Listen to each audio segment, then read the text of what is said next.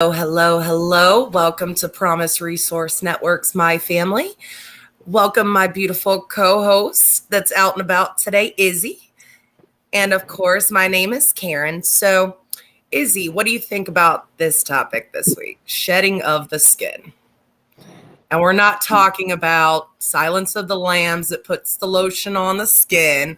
Um, just had to put that joke out there. But we're talking about more of what would we call it? A metaphor. So a snake's skin doesn't grow as the snake does, right? So every so often the snake will shed its old skin. For example, I did the same thing. I had to reclaim myself and give ourselves a little shed as well. Oh yeah. But you look so adorable with it. But so recovery involves a process of unpeeling of yourself, and you focus yourself on efforts of self construction, right? Yeah. So there is a discrepancy for each of us between the internal self and the personas we project to others. I know for me being a woman, I know we bottle things up, we bottle emotion. So on the outside, we look perfectly fine, but in the inside, we could be having a midlife crisis. I know for you, Izzy, do you go through that at all? Yeah, definitely. Being a man that in recovery and being in the journey that I'm in, definitely feel sometimes those emotions and those feelings can't be expressed sometimes, but that's why coping skills and a lot of different other tools in your toolbox of wellness can definitely come into play. And I also feel like the shedding of skin doesn't just apply to recovery. I know we'll expand on this later on, but I think it can apply to a lot of different aspects of things that we go through on on our daily journey. It's my Yeah. family, so I'm messing up my words already. So I wrote down this question and tell me if it sounds correct because, it was replaying in my head.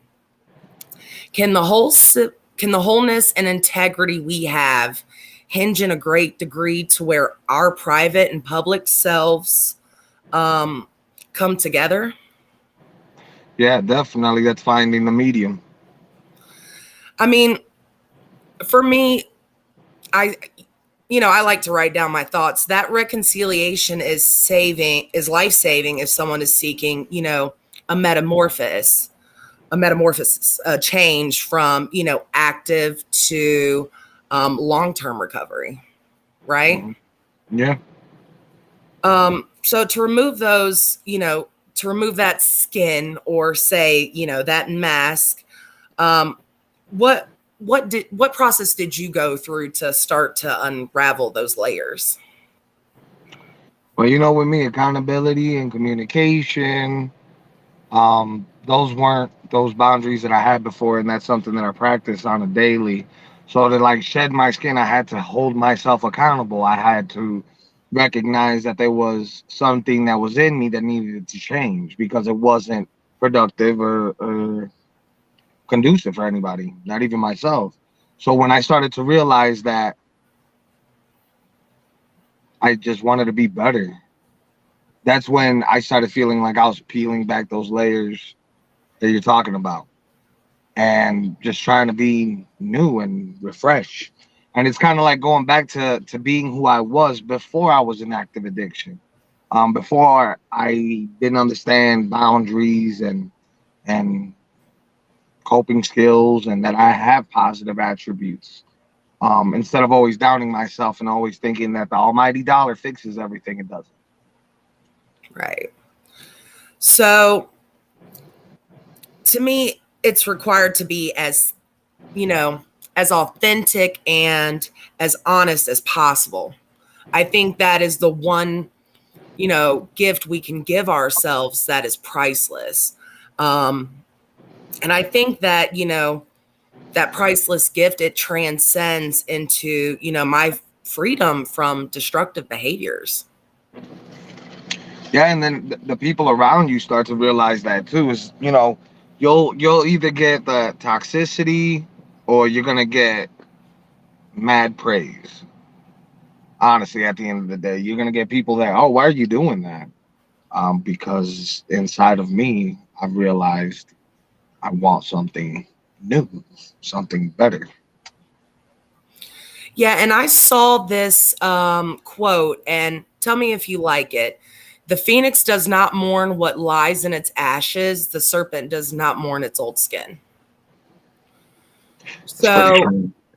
so when I, think to myself about that, I think, well, why should I mourn my old self when I'm becoming my most authentic self?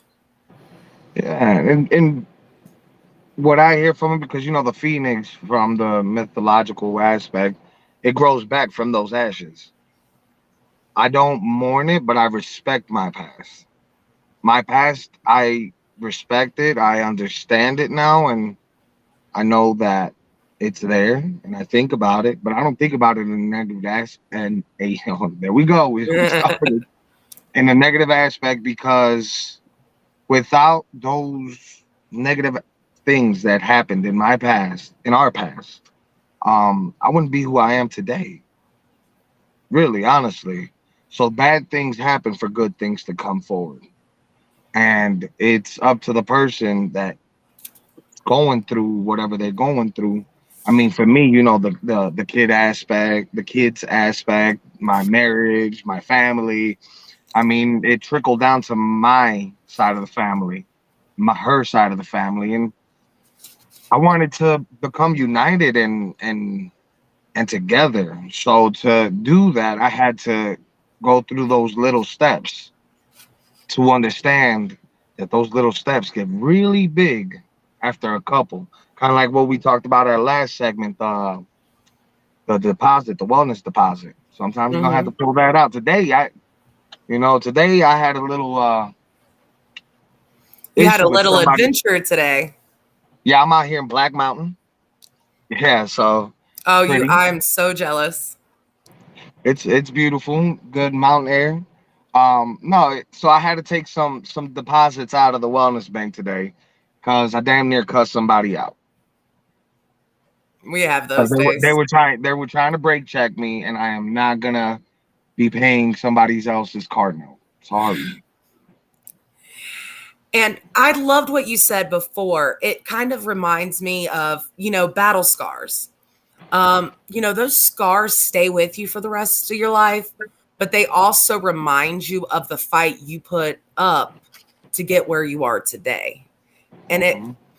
and it resonated with me because that's why we decided to cut our hair.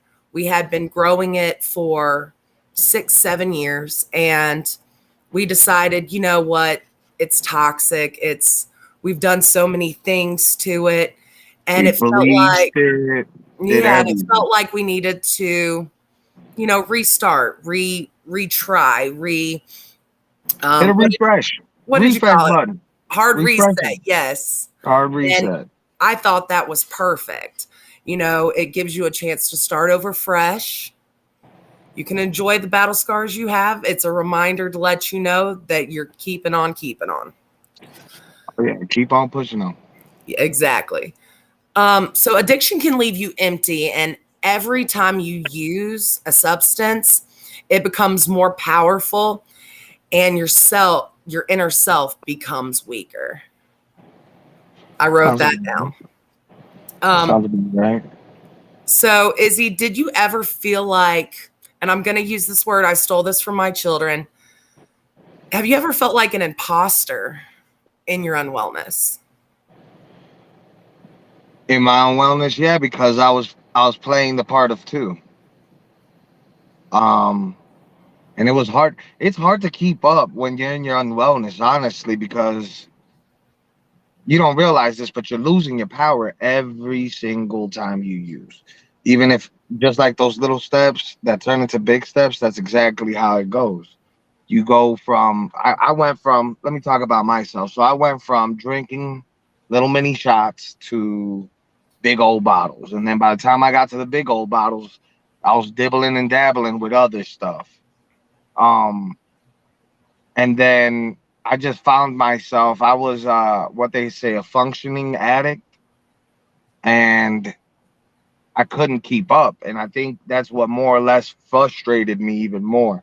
And that inner consciousness kind of is the reason why I lashed out.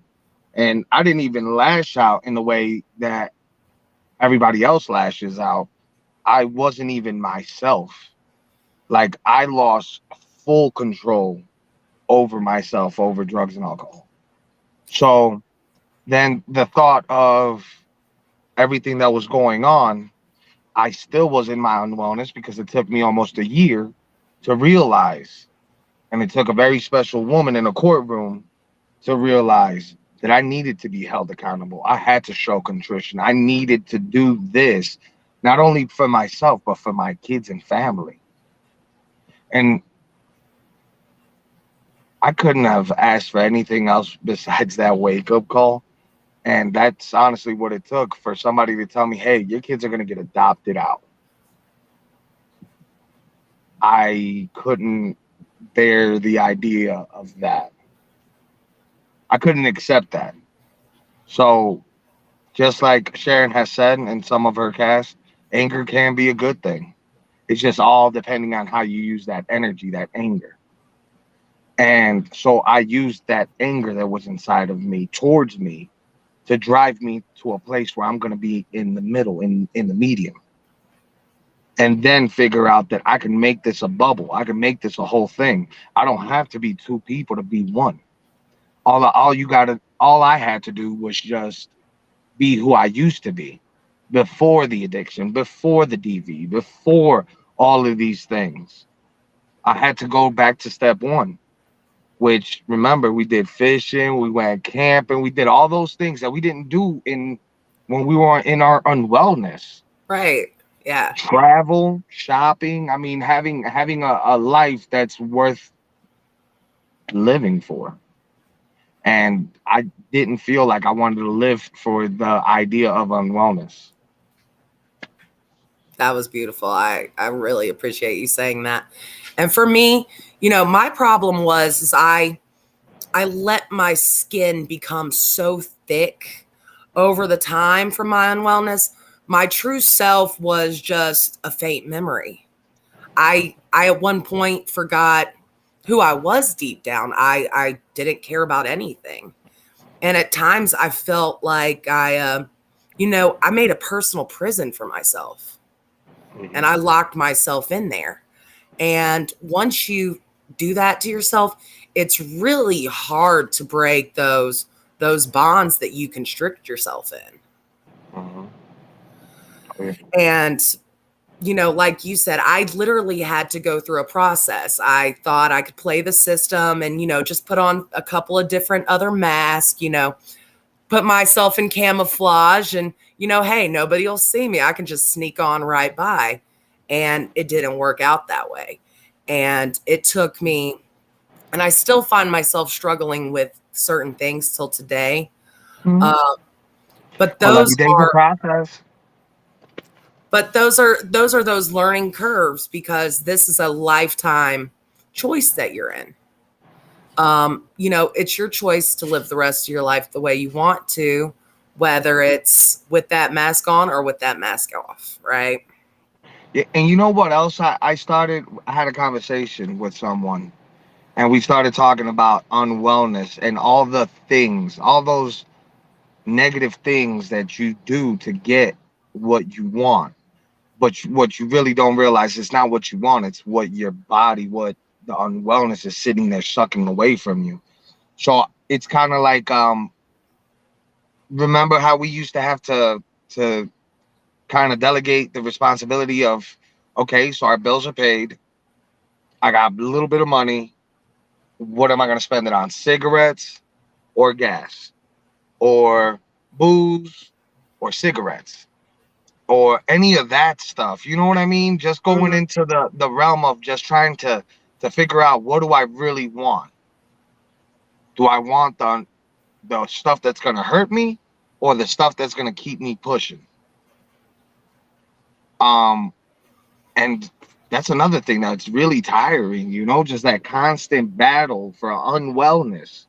It's easy to get in unwellness, but it's even easier to get in your wellness if you just give it a Exactly. chance. If you just give it a chance. Because I don't have to do anything anymore besides my coping skills, my meditations, my positive affirmations, my accountability, my communication. I keep all those things in my wellness deposit box, and I'm always depositing and taking out because I'm only human. We're all only human. To make a mistake isn't a life sentence, but to live in wellness should be. But nobody ever talks about that. That life sentence of wellness, that true accommodation in your life that makes you happy, that inner peace. That I don't have to worry about the police knocking down my door. I don't have to worry about being on probation. I don't have to worry about seeing a dealer, going to the liquor store, doing any of these things. I sleep better than I've ever slept. Slept like a baby. I mean, you see it. I'm over here all drooling and stuff. Yeah, but even though, being in long-term recovery, I know we've had an episode on this where we have to go back sometimes and check ourselves. And, we're always evolving, we're always improving. If something doesn't work, you have to backtrack a little bit, reset, and keep going. Sometimes, in recovery, you take 10 steps forward and unfortunately you get knocked back every 10 step plus two more. That's when you just get back on the horse and keep pushing. Mm-hmm. So I appreciate that. Oh, So yeah. how do we escape this imposterhood? I don't even know if that's a word, to find ourselves again. I want to see what you would say.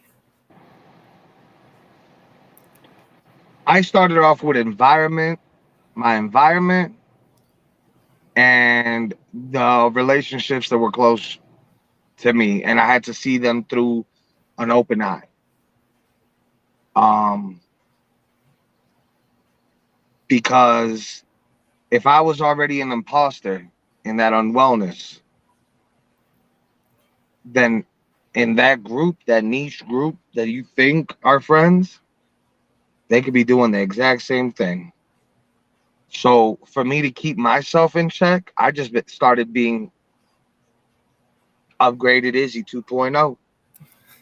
And without judgment, without judgment, I looked at everybody around me and saw if it was beneficial or conducive to my wellness. So I had to get away from the toxicity, because if I didn't get away from it, if I couldn't realize to see that all of that is toxic, then there's just no point. Because then I'll just be going right back into being an imposter with them. Right. I just didn't want to do that anymore. And if you are tuned in with us, feel free to chat with us. This is a totally open discussion. And Miss Terry is chatting with us. She says hi to both of us. Hi, Miss Terry. We're sending you all the love in the world.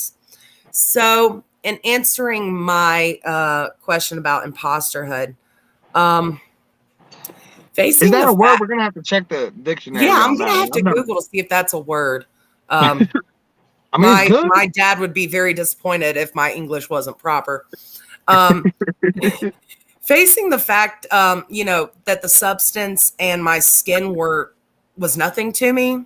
It didn't really have a, connection to me. I just wanted it, right? And it had nothing of value for me. And there is nothing, more terrifying for me than feeling that you lost I lost my own soul for absolutely nothing, for nothing of any value. I mean, Just yeah, because just a because. substance kind of controlled and dictated that. I mean, it literally. I've always looked at addiction like a pit bull lockjaw. Now, it ain't impossible to get out of that lockjaw, but you best believe it's going to be really hard. See, that was a better analogy. I was like, but what's my soul worth to me? I thought that sounded better. Yours is a good analogy. So I want to see if you agree with this. So confronting this without fellow travelers can be so overwhelming that few can make it alone. Hmm. Hmm. But doesn't it make you stronger to be alone? I mean, I feel like, humans as a whole are social creatures. I feel like we're not meant to exist without someone else. So I feel like if I didn't have that peer support, that knowledgeable person to walk with me down this, I don't think the layers would have peeled back the way they were. Yeah, I but feel that's a like, positive. But that's a positive person. See, now we talking about a group where it's in the negative or in the positive? oh, well, we're talking the positive, of course, from our experience. Mm, You okay. know, No, I yeah, I can't. You can't do it. I mean, I couldn't have done it. Miss Lisa, Judge Trash, people at the Guardians at Lightem, all of them holding me accountable and giving me those tools and me being able to be accepting because I truly did want change. Made it a whole lot of a different aspect in the journey. Honestly, yeah, like you said, having that knowledgeable person, that person that could give you that knowledge that you haven't gotten before. And now I love to feed away at information. yeah, I feel like if I didn't have, that fellow human connection, I feel like I'd be 1,000 steps farther behind than at the point I am right now if I had done it alone. I feel like if, I had done it alone, I probably wouldn't be in long-term recovery right now. Hmm. Because everybody needs that hand up, not the Yep. handout. So Yep. Miss Terry says, I have a thought coming from trauma, abuse, or whatever it is. I think that there is a fear of being totally known, and there is a tendency to hide ourselves out of fear of being known and being rejected, abused, abandoned, etc. Oh, absolutely. Hmm. I There's think that's definitely. a normal human fear of rejection. And Yeah, but then to have that ability to let go, because if you can't be accepted, then what's the point of being around if you can't be yourself? Then that's when you become an imposter. oh, we got an insightful today. We're gonna Izzy, you're gonna have to write a book. I'm telling you, your quips are gonna make $1,000,000. I'm just kidding. Sad part is, none of this stuff is script. I don't have nothing here. I'm just talking from the heart. So this skin doesn't disappear overnight, right? Peeling away at it like an onion, right? That's what we all think of. I just think of Shrek. Shrek's a bunch of little layers like an onion, Hmm. right? What recovery and this shedding does is give you the opportunity to live your most authentic life. And we know Rome wasn't built in a day. So even if let me put it this way, even if you peeled one layer a week, that's a step in the right direction. Any little step helps, right? Of course, they add up. Yeah. And being authentic means you can escape the ghost of your past and start living simply and honest.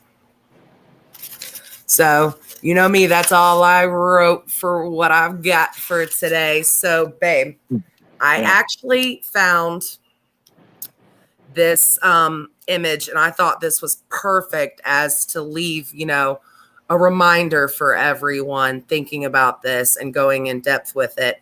Because I know you need to get back on the road. Um, But thank you for stopping on your journey and, joining me today. I know that took a lot out of you, actually. Yeah, but I didn't know I had to find a place that I had signal. I'm literally stuck in the middle of the mountains. It's beautiful, but there's no signal. So I I'm just know. happy I was able to connect. Right. So we are here because there is no refuge. Finally, from ourselves, we confront ourselves in the eyes and hearts of others. We are running. Until we suffer others to share our secrets with them, we have no safety from them. Afraid to be known, we can know neither ourselves nor any other. Will we be alone? Where else but in our common ground can we find such a mirror? Here together, we can at least appear clearly to ourselves, not as the giant of our dreams, nor the dwarf of our fears, but as a person, part of a whole, with our share in its purpose. In this ground, we can take root and grow, not alone anymore as in death, but alive to ourselves and to others. Yep. So hopefully that, that leads everyone into, a more positive direction. And at the end of the day, know that there's no right or wrong way to Not the recovery. one. There's no right or wrong way, and anyone can do it. Anyone. It is very achievable. So, baby, I love you to death. I'm going to let you get going. Do you want to take us out with the warm line? Yes, indeed. Love you too. The warm line's free, confidential, and 24/7. The number is 833-380-7728. And this is for Mecklenburg County residents, but you are more than welcome to call the warm line, and they will give you a number if you are in a different area that is not Mecklenburg County. And the PRN welcome desk, please. The PRN welcome desk is from 8 to 4:30, and the number is 704-380-7709. It's 390. I know your phone's probably super tiny. Yeah, it's little. It's okay. It's okay. But sending lots of love to everyone. Remember, next month we will be here weekly. So we will be here every Thursday at 1 p.m. And Izzy, it's your turn to choose the topic for next week. So you better blow our socks off. I got you. And we love you, Terry. Everybody else, have a great day. And we'll see you next Thursday. All right.